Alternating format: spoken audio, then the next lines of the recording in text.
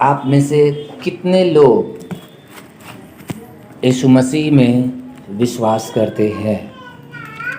अपना हाथ उठा करके दिखाएं। ठीक है। और अब आप में से कितने लोग परमेश्वर के वचन में यानी कि बाइबल में विश्वास करते हैं? विश्वास करते हैं आप? ठीक है। अपने लिए ताली बजाइए, अपने लिए ताली बजाकर परमेश्वर का महिमा कीजिए।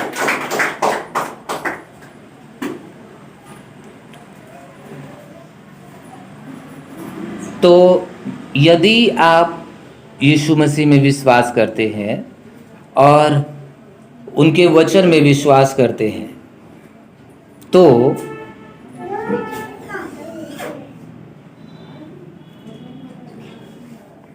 आप कौन हैं? आपको पता है कि आप कौन हैं? आप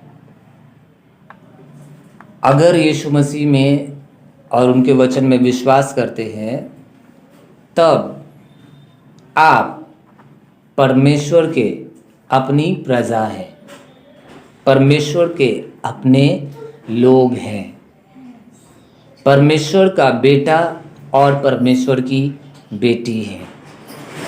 हालेलुया। और अब आप इस संसार के नहीं हैं।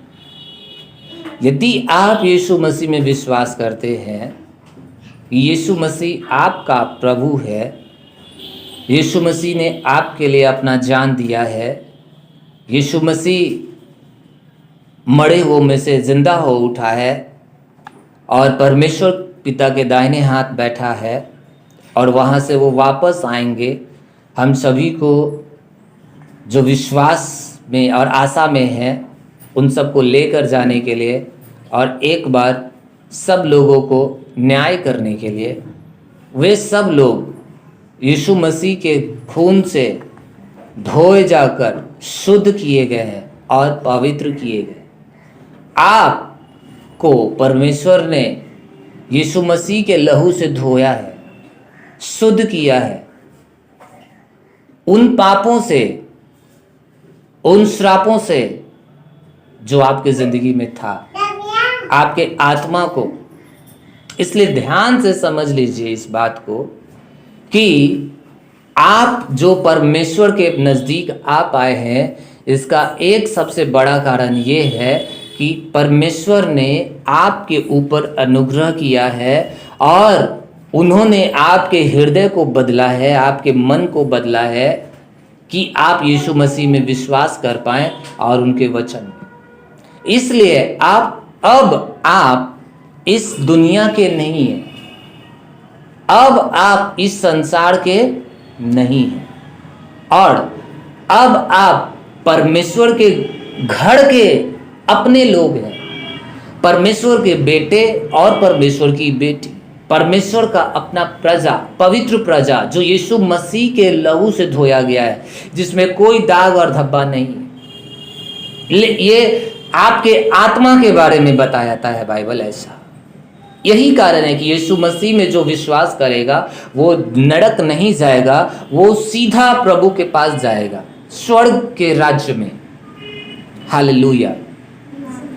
अब इस बात को जानने के बाद आपको और हम सबको ये चीज समझना है कि जब आप परमेश्वर के घर के हैं, इसका अर्थ है कि आप परमेश्वर के देश में आ गए हैं। हम लोग अभी इस पृथ्वी पर भारत देश में रहते हैं, ठीक है।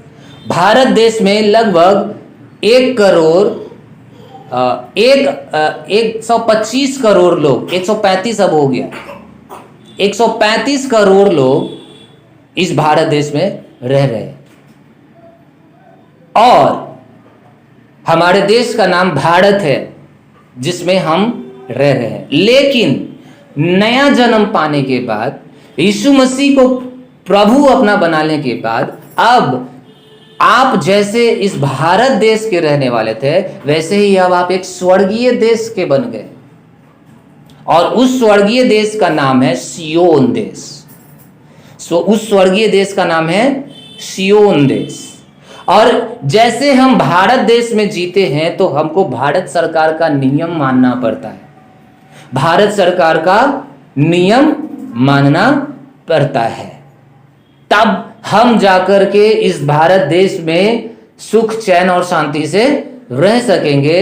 और अगर हम सरकार का नियम नहीं फॉलो करेंगे तो हम अपराधी साबित हो जाएंगे, दंड दिया जाएगा। ऐसा ही होता है। तो अब जब परमेश्वर के राज्य में अब आप ला दिए गए हैं, अब आप परमेश्वर के देश में ला दिए गए हैं, स्वर्गीय देश में ला दिए गए हैं, तो परमेश्वर के राज्य में भी, परमेश्वर के घर में भी जिंदा रहने का और उस घर में रहने का एक नियम है और एक तरीका है। परमेश्वर का राज्य परमेश्वर के तरीके से चलता है। और जैसे भारत देश को चलाने के लिए भारत में एक संविधान है। क्या है भारत में? संविधान। वो एक किताब है बहुत बड़ा, जिसमें कई हजार पेज है और उसमें सारा नियम लिखा हुआ है। कौन आदमी कैसे जिएगा, सड़क पर कैसे चलना है, घर पे कैसे रहना है, कितने साल में शादी करना है, कितने साल में बच्चा पैदा करना है, किसको सुई देना है, कौन कितना पैसा कमा सकता है, कितना पैसा कमाएगा तो कितना टैक्स देना है, रोड पर कौन चल सकता है, कौन रोड पर कौन नहीं चल सकता है, कौन साड़ी पहनेगा, कौन जींस पहनेगा, ये सारा नियम उस संविधान में लिखा हुआ है। और वही आप सब और हम सब लोग फॉलो करते हैं। अगर उसको फॉलो नहीं करेंगे तो हमें दंडित किया जाएगा। वैसे ही परमेश्वर के घर में, परमेश्वर के राज्य में रहने के लिए जो संविधान है वो ये बाइबल है। बाइबल परमेश्वर के देश का संविधान है। बाइबल परमेश्वर के राज्य का नियम है, जो हमें दिया गया है कि यदि अब हम परमेश्वर के देश में रहना चाहते हैं तो हम इस बाइबल में लिखे गए वचनों के अनुसार रहेंगे। हालेलुया। बाइबल में लिखे वचनों के अनुसार रहेंगे।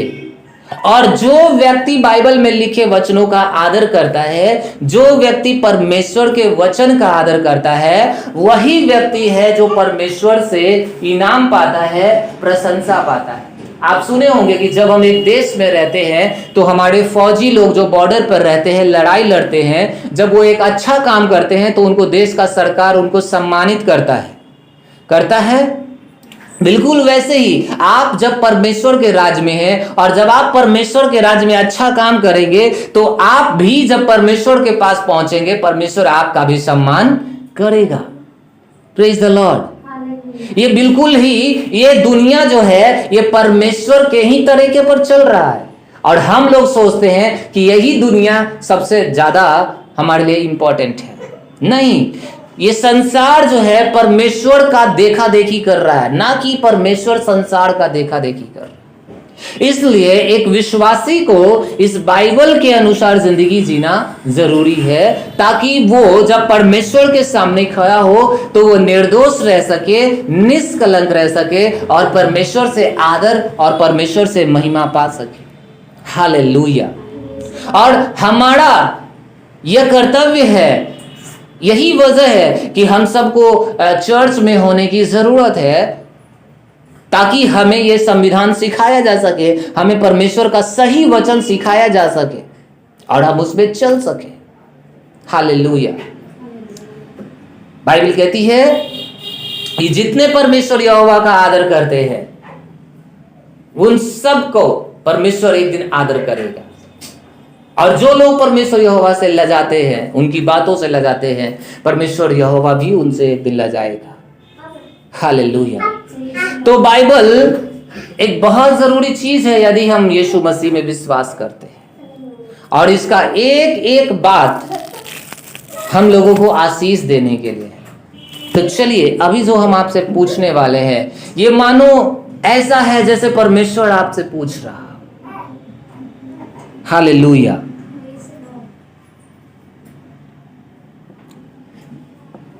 आप में से कितने लोग प्रतिदिन प्रार्थना करते हैं? वाह। ये हम इसलिए पूछ रहे हैं, 5 सवाल पूछेंगे और ये 5 चीज जो हम पूछ रहे हैं ये इसलिए यदि इसमें से एक चीज भी अगर नहीं हुआ, एक का जवाब भी अगर नहीं है, तो इसका अर्थ है कि आप एक सच्चे मसीही जीवन में नहीं बढ़ रहे। तो पहला सवाल यही है कि आप में से कितने लोग प्रतिदिन प्रार्थना और आराधना करते हैं। यदि आप प्रतिदिन प्रार्थना और आराधना अभी भी नहीं करते हैं, तो अपने आप को सबसे पहला चीज इसके अनुसार अपने आप को ढालना है। कोई भी काम करने से पहले प्रार्थना करना है। आप दिन भर में कितना बार खाना खा रहे हैं, उतने बार आपके आंख बंद होने चाहिए और परमेश्वर को धन्यवाद देना चाहिए। जब आप घर से बाहर निकल रहे हैं, आपका पांव बाहर निकलने से पहले परमेश्वर का महिमा करना चाहिए। जब आप चर्च में आ रहे हैं, परमेश्वर को महिमा करना चाहिए। जब आप अपने बच्चों को देख रहे हैं, परमेश्वर मेरे बच्चों के लिए आपका धन्यवाद। जब आप अपने पति को देख रहे हैं, परमेश्वर मेरे पति के लिए धन्यवाद। जब आप अपने माता पिता को देख रहे हैं, परमेश्वर मेरे माता पिता। ये प्रतिदिन और हर समय होना चाहिए। ये बताता है कि आप परमेश्वर के प्रति दीन हैं और परमेश्वर पर आप निर्भर रहते हैं। इसलिए हर दिन यदि आप प्रार्थना और आराधना नहीं कर रहे हैं, तो ये गड़बड़ी में है। और ये तो चलते चलते हो गया कि आप 24 घंटे इस तरीके से प्रार्थना करना है, लेकिन कम से कम दिन में 2 बार आपको एकांत समय में, एकांत जगह में बैठकर, जहां केवल आप हैं और आपका बाइबल है, जहां केवल आप हैं, या फिर जो मैसेज जो हम सिखा रहे हैं, ये मैसेज आप सुन रहे हैं, अकेले बैठ के और कोई नहीं। प्रतिदिन आपके पास 15 से 20 मिनट ऐसा समय होना चाहिए जब आप केवल आपके बाइबल के साथ बैठकर प्रार्थना करने के लिए, आराधना करने के लिए इकट्ठे हुए। दूसरा चीज, क्या इस साल आपने एक भी चर्च का एक भी मीटिंग अटेंड करने से आप रुके हैं? यदि हाँ, तो गड़बड़ है। चर्च का एक भी मीटिंग हम मिस नहीं कर सकते, चाहे वो मीटिंग किसी भी दिन का हो। दूसरा मसीह, सच्चे मसीहों में जो चिन्ह दिखाई देता है वो यही कि वो चर्च का हर एक मीटिंग को अटेंड करेंगे और चर्च में कुछ ना कुछ काम करके परमेश्वर की सेवा करेंगे। निर्गमन अध्याय 23 वचन 25 में बाइबल क्या कहती है? वहां पर कहता है बाइबल कि तुम अपने परमेश्वर यहोवा की उपासना करना, उनकी सेवा करना, तब वह तुम्हारे अन्न और जल पर आशीष देगा और ऐसा करने से वो तुम्हारे बीच में से रोग को दूर करेगा। तो एक सच्चा मसीही एक भी दिन चर्च को नागा नहीं कर सकता है, चाहे उसके जिंदगी में कितना भी इमरजेंसी क्यों ना आए। हालेलुया। चाहे पैदल ही चल के क्यों ना आए, चाहे 20 किलोमीटर 50 किलोमीटर चल के ही क्यों ना आना पड़े, एक सच्चा मसीही व्यक्ति चर्च की सभा को कभी भी मिस नहीं कर सकता है। यदि आपने एक भी दिन इस साल में मिस किया है, आपको परमेश्वर के सामने घुटने टेक के सच्चे मन से प्रार्थना करना है कि वो आपको माफ करे। आपके पति के लिए भी आपको प्रार्थना करना कि परमेश्वर उनको माफ कीजिए। हम इसको हल्के में नहीं ले सकते हैं। परमेश्वर ने कहा 6 दिनों तक तुम जो कुछ भी कर सकते हो करो, 7वें दिन को पवित्र रखो, उस दिन तुम मेरी सुनो, उस दिन तुम मेरी इच्छा को पूरी करो, उस दिन तुम मेरी आराधना करो, मेरी सेवा करो। इतना अपने आप को कभी भी हम संसार में व्यस्त नहीं बनाना चाहिए कि हमें परमेश्वर की तरफ से गुस्सा उठाना पड़े।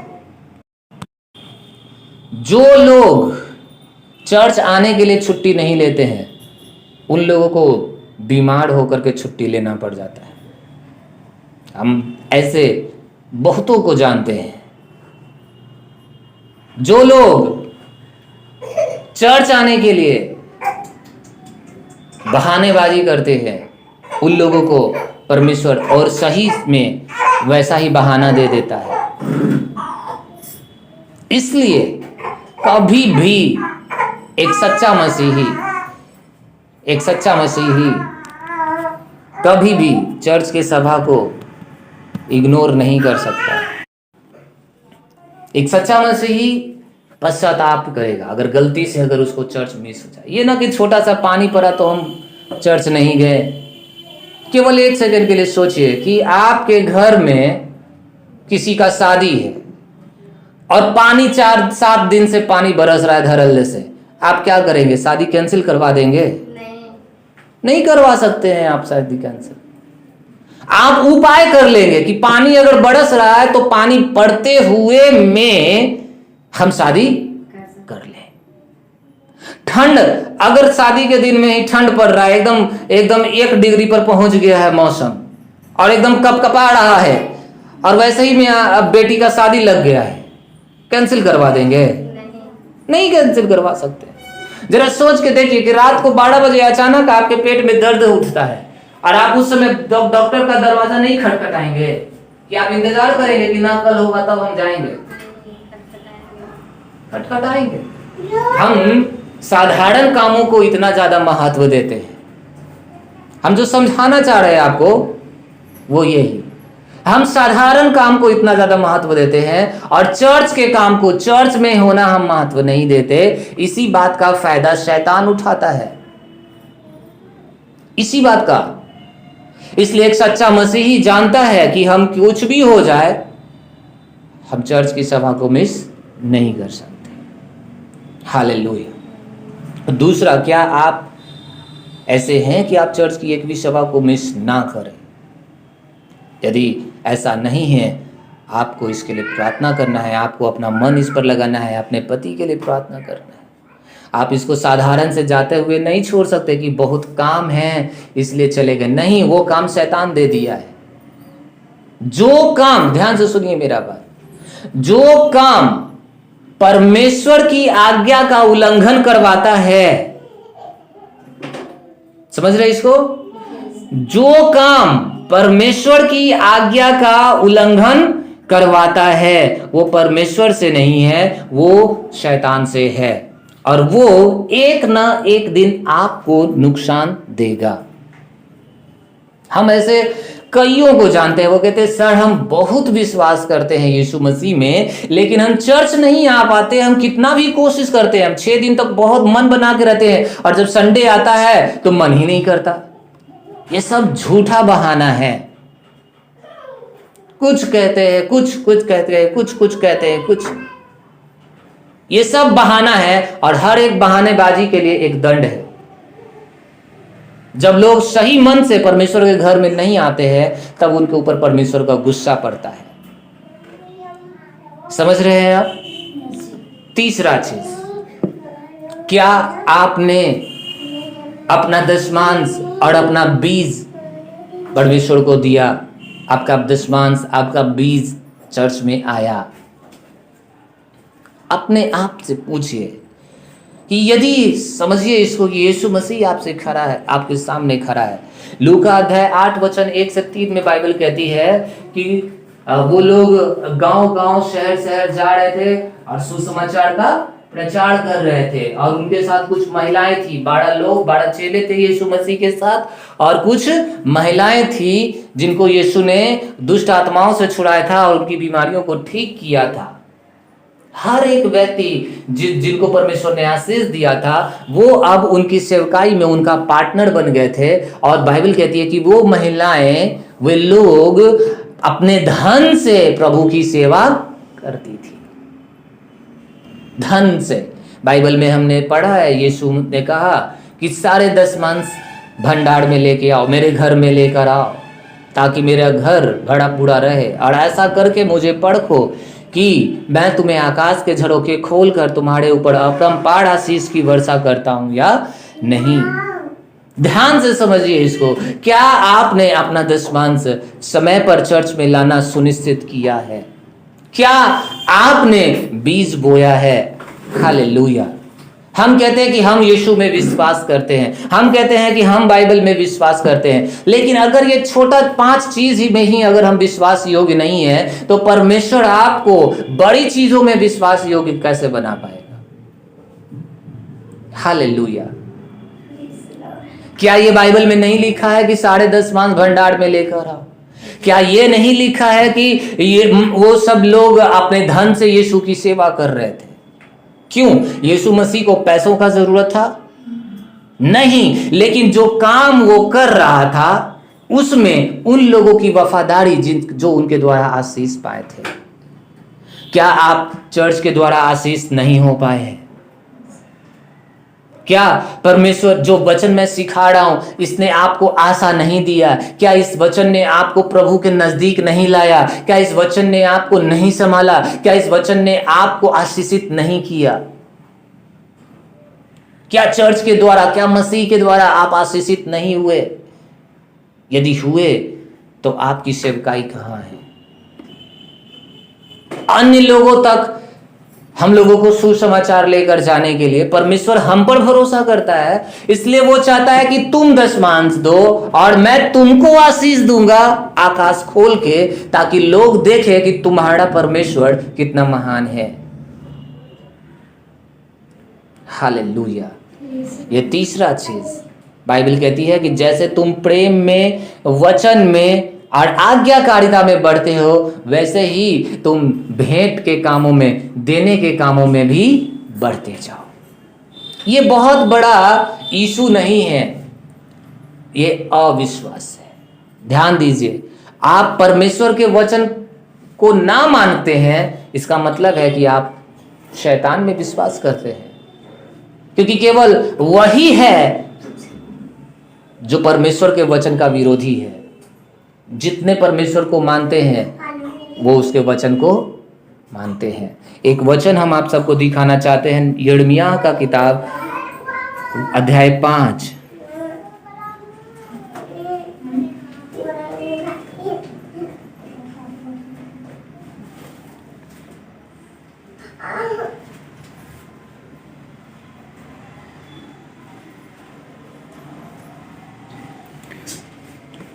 यिर्मयाह अध्याय 5।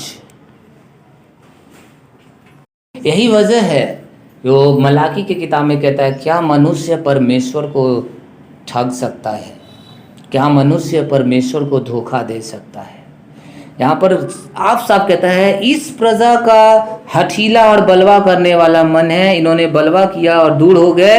वे मन में इतना भी नहीं सोचते कि हमारा परमेश्वर यहोवा तो बरसात के आरंभ और अंत के दोनों समयों का जल समय पर बरसाता है और कटनी के नियत सप्ताहों को हमारे लिए रखता है, इसलिए हम उसका भय माने। ये कहता है कि मेरी प्रजा के लोग भूल गए हैं कि सारी आशीष का स्रोत तो परमेश्वर ही है। वो भूल गए हैं कि सारी तरक्की का स्रोत तो परमेश्वर ही है। आप भूल गए हैं कि परमेश्वर ही से सारी खुशी है, परमेश्वर ही से शांति है, परमेश्वर ही से सुरक्षा है, परमेश्वर ही से आनंद है, परमेश्वर ही से तरक्की है, परमेश्वर ही से प्रमोशन है। हालेलुया। और इसलिए परमेश्वर दुखी होता है अपने लोगों से। वो क्यों ऐसी बातें कर रहा है? क्यों? क्योंकि लोगों का मन परमेश्वर के वचन से, लोगों का मन परमेश्वर की आज्ञा से हटकर संसार की चीजों पर चला गया है। वो आज परमेश्वर से ज्यादा, परमेश्वर की आज्ञा से ज्यादा अपने बॉस की बातों को मानते हैं। लोग आप परमेश्वर से ज्यादा अपने बिजनेस को महत्व दे रहे हैं, परमेश्वर के आज्ञा से ज्यादा पड़ोसी को महत्व दे रहे हैं। उन लोगों को जिनके नजर में, जो परमेश्वर के नजर में कुछ भी नहीं है।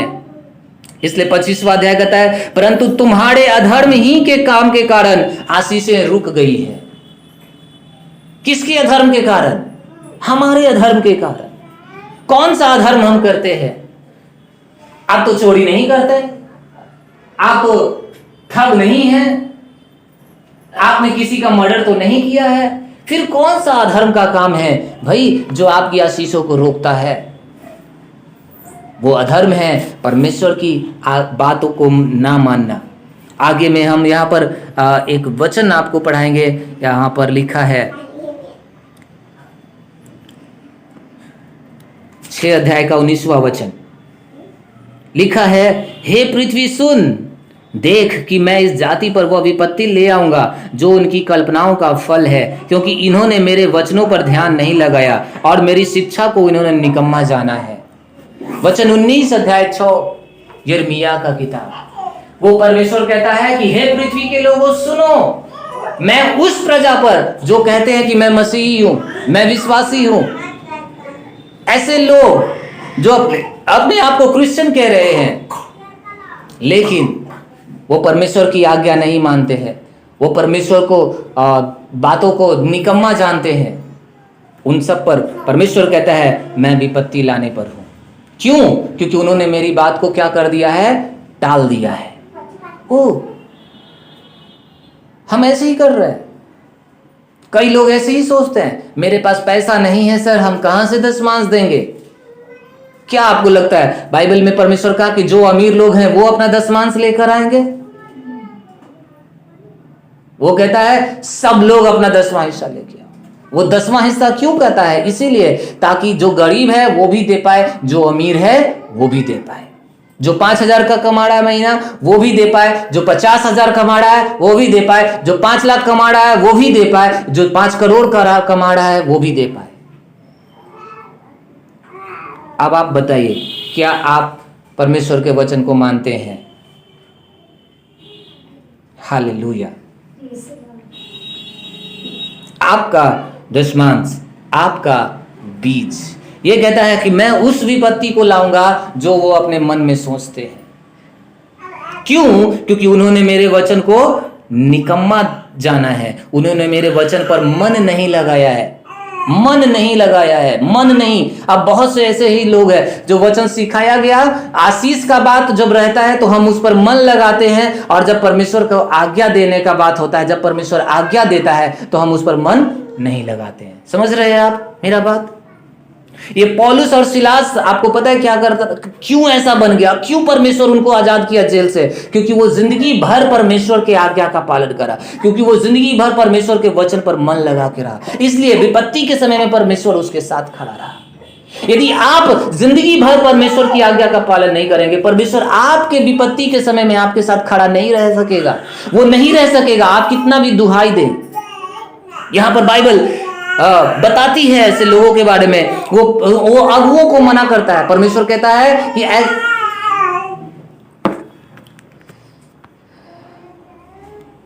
वो कहता है ऐसे लोगों के लिए प्रार्थना मत करो जो मेरी आज्ञाओं को तुच्छ जानते हैं। हालेलुया। हम अपनी जिंदगी में कई ऐसे लोगों को देखे हैं, जब उनको दशमांश देने के लिए बोला जाता है तो वो चर्च आना बंद कर देते हैं। क्यों भाई? वह दशमांश मांगा जा रहा है। ऐसे लोगों को हम देखे हैं, जब उनसे पूछते हैं कि आप चर्च क्यों नहीं आए, तो उनके पास एक कारण होता है। जब हम पूछते हैं कि आपके पास बाइबल क्यों नहीं है, तो उनके पास एक ना कहने का एक कारण होता है। कितना आसानी से, सुनिए, अगर आप परमेश्वर के वचन का आदर नहीं कर रहे हैं तो आप शैतान का आदर कर रहे हैं अनजाने में। समझ रहे मेरा बात? ये विश्वास है। यदि आप परमेश्वर में विश्वास नहीं कर रहे हैं तो आप अनजाने में ही शैतान पर विश्वास कर रहे हैं। अनजाने में ही आप शैतान पर विश्वास कर रहे हैं। क्योंकि परमेश्वर कहता दशमांश दो और शैतान कहता कि ना मत दो। कहां से देगा? तुम तो खुद गरीब है, कहां से देगा? तुम तो अपना मेहनत से कमाया है। और परमेश्वर कहता नहीं, तुमको पता होना चाहिए कि सारी आशीष कहां से आ रही है? यहोवा परमेश्वर से आ रही है। वही है जो आकाश खोल के तुम्हारे लिए आशीष देता है, जल बरसा रहा है, तुम्हारे कामों पर आशीष दे रहा है, सबको संभाल के रख रहा है। तुमको परमेश्वर का भय मानना चाहिए। ये चौथा चिन्ह क्या आपके अंदर दिखाई दिया? हम आप में से बहुतों का नाम आज तक दशमांश परमेश्वर को देते समय नहीं पढ़ पाए बाइबल, अपना इनवेलप पे। चर्च में कुछ ही लोगों का दशमांश इस साल हमारे पास आया है, आ रहा है रेगुलर। जरा सोचिए, जब हम उस दशमांश के भेंट को हम परमेश्वर के सामने लेकर जाते हैं, क्या आपका नाम उस पर है? नहीं है। क्या आप एक सच्चे मसीही जीवन में आगे बढ़ रहे हैं? अपने आप से पूछिए। जरा सोचिए कि वो महिलाएं और वे लोग जो यीशु की सेवा करते थे अपने धन से, यीशु उनके सामने खड़ा है और उनसे पूछ रहा है, मरियम कहाँ है तुम्हारा पार्टनरशिप, कहाँ है तुम्हारा बीज? और वो लोग खुश होकर के देती होगी, ये है प्रभु, ये मेरा सम्मान। समझ में आ रहा है आपको? वो विधवा औरत का कहानी पढ़े हैं आप, जो अमीर लोग बहुत पैसा दे रहा था और वो विधवा जितना था उसके पास वो सब दे दी। बाइबल कहता है कि यीशु मसीह देख रहा था, वो देख रहा था। हर बार जब आप दशमांश, आपका दशमांश आ रहा है चर्च में, जब हम उसको इंतजार कर रहे हैं, परमेश्वर देख रहा है। हालेलुया। ये तीसरा चिन्ह है। चौथा चिन्ह, चौथा सवाल, क्या आप सुसमाचार का प्रचार करते हैं? क्या आपने जो सीख रहे हैं अपने परिवार को कम से कम ये बात सिखा रहे हैं? ताली बजाइए अपने लिए जो ये कर रहे हैं। हालेलुया। ये चौथा चीज होना है। कैसे आपके पति नहीं आते हैं चर्च में? कैसे आपका बच्चा गलत रास्ते में जाता है? कभी इस पर बैठकर सोचे हैं? नहीं सोचे। इतना मेहनत कर रहे हैं आपके लिए, आपको भी यहाँ बैठा रहे हैं, गर्मी में इतना तपा रहे हैं, हम भी इतना तप रहे हैं। क्या आप इसका फायदा उठा रहे हैं अपने परिवार के लिए, अपने पड़ोसी के लिए? चौथा चिन्ह मसीहियों के अंदर सुसमाचार का प्रचार, सुसमाचार का प्रचार, आपके अंदर भूख। और पांचवा, प्रचार के बाद है पांचवा, उनको मसीह में खींचना। केवल प्रचार करना ही नहीं, प्रचार के बाद उनको मसीह में खींचना, उनको प्रभु में लेके आना, बार बार उनसे मिलकर, उनसे बातचीत करके, उनसे उनके परेशानियों का समाधान करके। आप किसी को बताएं, सुसमाचार सुनाएं, आप उसको चर्च में लाने का कोशिश किए, लेकिन वो क्यों नहीं आ रहा है, पता कब करेंगे? अब क्यों नहीं आया, तो क्या आपके पास उसके लिए कोई समाधान है जो आपको चर्च में सिखाया गया होगा कभी भी? और अगर नहीं आप सीखे हैं ऐसा, तो क्या आप आकर बात करें? क्या उसके लिए प्रभु से प्रार्थना किए? पांचवा चिन्ह, बहुतों को मसीह में खींचना, प्रार्थना आयोजन करवाने के द्वारा किसी का मेल मिलाप प्रभु से और उसकी कलीसिया से करवाना। ये 5 चिन्ह, इसके द्वारा आप अपने विश्वास को जांच सकते हैं। बाइबल कहती है कि अपने विश्वास को जांचो और परखो कि तुम विश्वास में हो कि नहीं। अगर ये 5 चिन्ह आपके जिंदगी में नहीं दिखाई दे रहा है, आप कभी भी दुष्ट आत्माओं के द्वारा प्रभावित हो जाएंगे। अब आप सबको बता रहे हैं, ये 5 चीज आप में दिखाई देना चाहिए और उन लोगों में भी जिन्हें हम प्रभु में लाना है। समझ रहे हैं आप? ये 5 चिन्ह आप में भी दिखाई देना चाहिए, उनमें भी जिनको हम प्रभु में लाते हैं। कैसे आपके पति चर्च नहीं आते? आप उनके साथ गंदे कामों में सहभागी क्यों हो जाते हैं जब वो आपके साथ अच्छे काम में सहभागी नहीं होते हैं? तो हालेलुया।